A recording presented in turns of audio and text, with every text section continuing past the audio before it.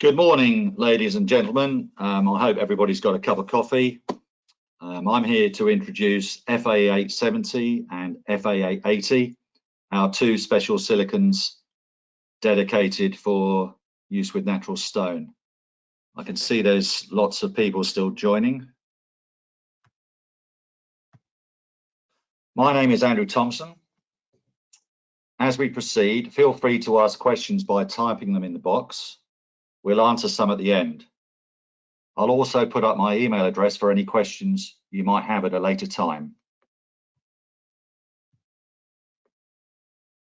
FA870 and FA880, non-staining silicons for general stone construction. So then, these two silicons can be used in many applications involving natural stone and other substrates, whether you're doing a new build, refurbishment, internal or external. But what will it look like when the scaffolding comes down? Here we see a building undergoing restoration. But what happens when the scaffolding comes down? Over the years, people have used a variety of sealants and mastics on stonework, but without realizing the potential risks of staining. Most silicons, polyurethanes, and MS polymers contain ingredients which can stain natural stone, and quite badly, in fact. Such stains are not normally noticeable whilst the scaffolding is still up. As an example, most silicons and polyurethanes contain things like plasticizers and polymers. For example, polydimethyl xyloxane or hydroxypolydimethyl xyloxane. There are many different plasticizers that can migrate from conventional sealants into the natural stonework. Here we see what this building looks like after using conventional sealant. The stains, as you can see, are around every joint. These didn't appear for months. On every silicon joint, nearly the whole side of this building is affected. The stains get worse over time. In this case, conventional black sealant was used to match the windows and other features of the building. To remove the stains, scaffolding had to be erected and took 3 men a couple of weeks to remove the stains, which was not entirely successful. Stain removal compounds, whilst effective, sometimes require multiple treatments and can mark the stonework especially noticeable on honed or polished finishes. Here we see stains still here after 20 years. Stains can be seen on the joints around this window caused by a well-known branded silicon from a well-known manufacturer. Dirt and traffic fumes make the stains look worse. You can see it if you look the vertical line up and down on the edge of the window. Migratory staining is often confused with hydration staining, but unlike hydration staining, it doesn't go away and further manifests itself as traffic fumes stick to the building. Hydration staining is often seen on paving, referred to as picture framing. Hydration staining and efflorescence go away naturally due to weathering. Migratory staining doesn't go away. Our solution would be to use FA870 or FA880 natural stone silicons. Both of these silicons are guaranteed not to cause migratory staining into the stone. The guarantee is written on every tube. The benefits of these two products are that they contain no oils, no plasticizers, and we guarantee no migratory staining on any type of stonework.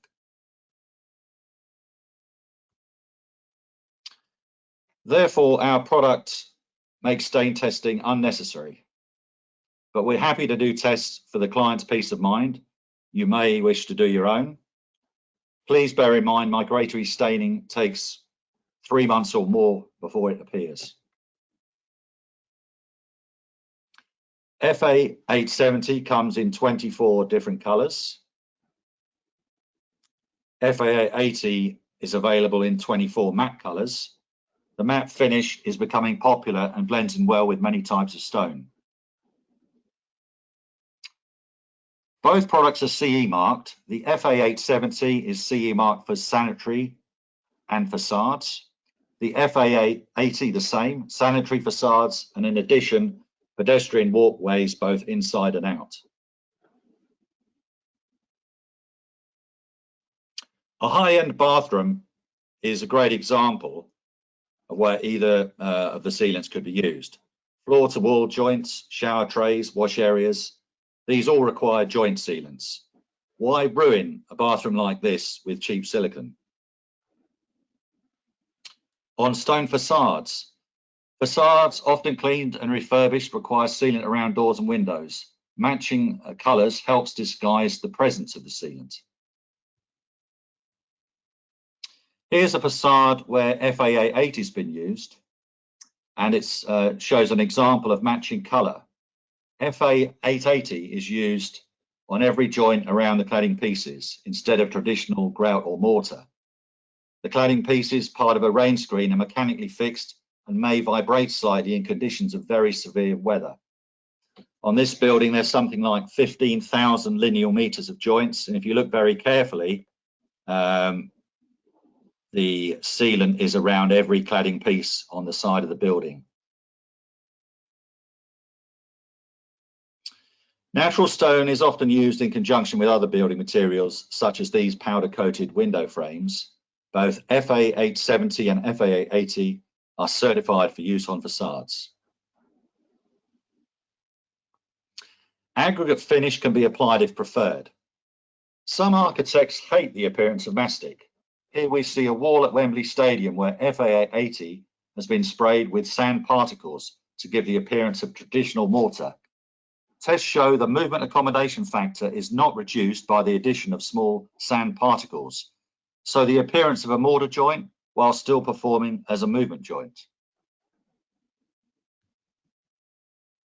Pedestrian walkways, FA880 is suitable for pedestrian walkways, not the 870.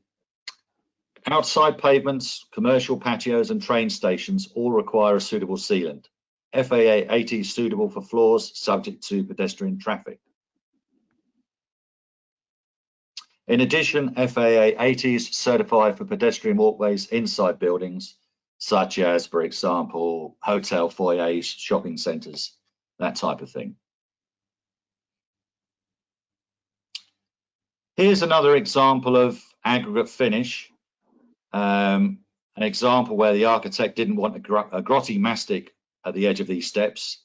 FA880 was sprayed with sand before curing to create this finish to look like traditional mortar and matching the step treads. Swimming pools. FA880 is suitable for in and around chlorinated swimming pools, residential and commercial. It's tested for use in underwater situations. We ask that you refer to the technical department for advice regarding underwater substrates. There are many substrates used in and around pools. For underwater use, we can advise the best primer for use according to the substrate. Primer is absolutely essential for this application. So it's okay to use FA880 inside pools, on the pool coping, for expansion joints, the pool surrounds and the general patio, so you can keep a uniform appearance by using the same sealant throughout. Now let's look at some standards and tests. With FA870, we achieve 20% movement capability to ISO 11600, and it cures quite quickly, 3.5 millimeters during the first day. The FA880, we achieve again 20% movement capability to ISO 11600. It's also fast curing. In addition, it has a high shore A hardness suitable for pedestrian traffic inside and out. The shore A hardness is 35 to BS 868. We achieve 3 millimeters during the first day as far as curing is concerned. FA880 is the only non-staining silicone to achieve 50% movement accommodation factor to BS 8449. So just to reiterate, FA880 is the only non-staining silicon to offer 50% movement accommodation factor.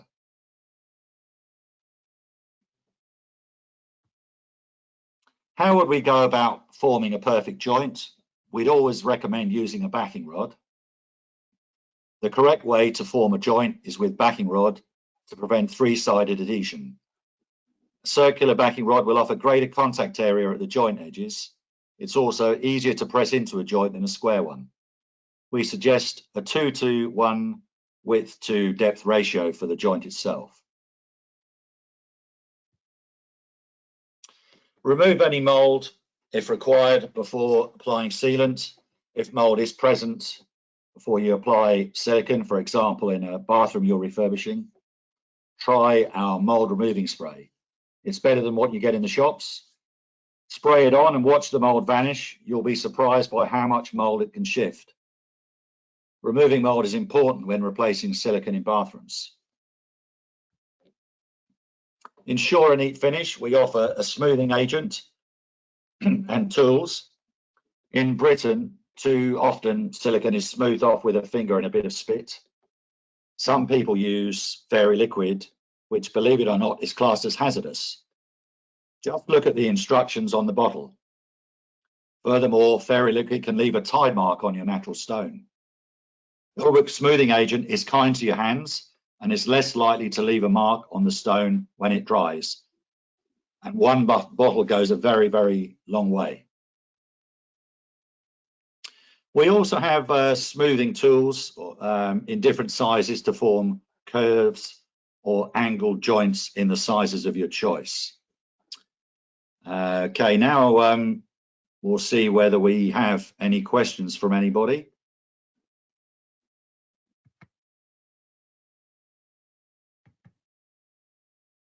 Okay, we do have quite a few questions. First one, how long does it take to skin over and cure? Okay, well, it will skin over, depending on the ambient temperature, typically in about 20 minutes. To cure, we say both products will cure about 3 millimeters in the first day, in the first 24 hours. That's at a typical sort of 23-degree temperature. Thereafter, the rate of curing will slow down. So the first day you might get 3 millimeters, the second day 2 millimeters, the third day 1.5, etc., etc. So if you've got a joint that's say 10 millimeter deep, it will take several days for the product to cure fully. I hope that's answered that question. The next question, how is the sand finish applied? Okay, that's normally applied by a specialist contractor using a low pressure compressor, where the sand is sprayed on straight away after the silicon has been installed. It's been gunned in, and then within a few minutes they spray the sand on top of it. Obviously you can't leave it too long, because once it starts to skin over, the sand won't stick. So the sanding has to be done quite quickly. The next question is it easy to clean? I'm not sure whether the question relates to when the sealant's still wet or whether it's cured, but I'll answer both. You can remove it on, we sell solvent cleaners. You can remove it from things like your tools and window frames, etc., using cleaning agents that we can supply. Once it's on the building, you just would clean the, window cleaners would just clean the windows and the building in the normal way. You can wipe most dirt off the sealant just using a wet or a damp cloth. I've just got another question. Somebody wants me to contact them about wide joints around windows.